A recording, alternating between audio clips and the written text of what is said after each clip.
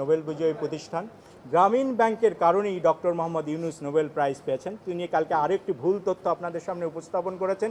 উনি বলছেন দুটো আলাদা নোবেল প্রাইজ, শান্তির জন্য নোবেল প্রাইজ একটাই, এটা অনেক সময় অনেককে ভাগ করে দেওয়া হয়। তার একটি অংশ গ্রামীণ ব্যাংক পেয়েছে, তার আরেকটি অংশ এর তৎকালীন managing director doctor Mohammad Yunus পেয়েছে। আপনারা উনি যখন এই কথাটি বলেছেন তখন আমাকে একটু সুপারলেটিভ ডিগ্রিতে বলতে হয়, আপনারা আমাকে এমন একজন নোবেল বিজয়ী ব্যক্তি দেখান তো যিনি ওনার মতো অর্থলোভী, যিনি ওনার মতো ক্ষমতালোভী, যিনি ওনার মতো তার কর্মচারীদেরকে অত্যাচার করেছেন, এমন একজন ব্যক্তি দেখান। আমরা তো ভাই ওনার বিরুদ্ধে যখন কথা বলছি সারা ওয়ার্ল্ড শুনছে, সারা ওয়ার্ল্ড দেখছে, আমাদেরকে তথ্য উপাত্ত ছাড়া কথা বলার কোনো স্কোপ নেই। আমরা যে অভিযোগগুলো দুদকে দিয়েছি আমরা আপনাদের সামনে উপস্থাপন করছি, একটি শব্দও বানোয়াট নয়, সব কিছু দালিলিক প্রমাণের মাধ্যমে আপনাদের সামনে উপস্থাপন করছি। আমরা ডক্টর ইউনূসের ব্যক্তি ইউনূসের বিরুদ্ধে নয়, তার যে কর্মকাণ্ড, তিনি